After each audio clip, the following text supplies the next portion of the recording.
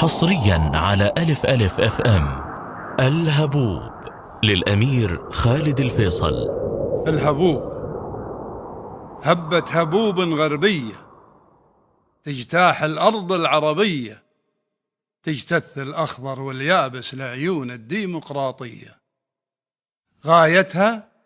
غايتها دولة مدنية علمانية لا دينية، إلا الدولة الصهيونية لازم تبقى يهودية. أما الدولة الإسلامية هذه دولة إرهابية، أما تتغير سلميا أو بالقوات الحربية.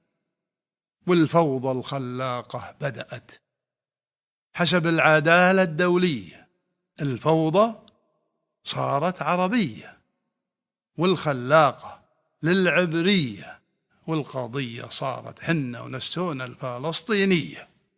وشككونا في أنفسنا بالغزوات الثقافية، وكذبونا وصدقناهم بالفنون الإعلامية، واتهمونا بالتخلف والرجعية والهمجية، واشعلوها طائفية وعنصرية وقبلية، وشجعوا التغريب الفكري ولمعوا رموز التبعية. وطارت عربانك في العجة تهتف حرية حرية.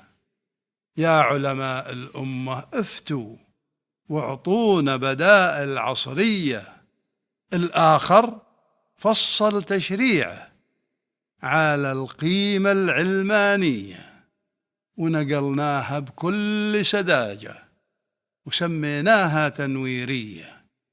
وين العقل؟ وين الحكمة؟ وين الغيرة الإسلامية؟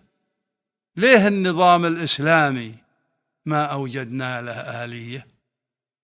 الدستور كتاب الخالق، والمنهج سنة نبوية، وعلينا نثبت للعالم إن رسالتنا أبدية.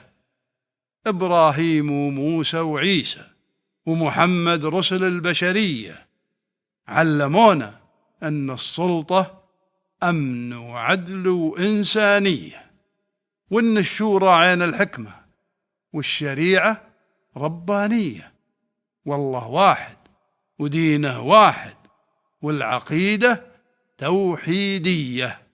ليه وليه وليه وليه كل نكفر منا خوية؟ خافوا الله في خلق الله، يا من بعث الفتنة حية. حصريا على ألف ألف اف ام. الهبوب للأمير خالد الفيصل.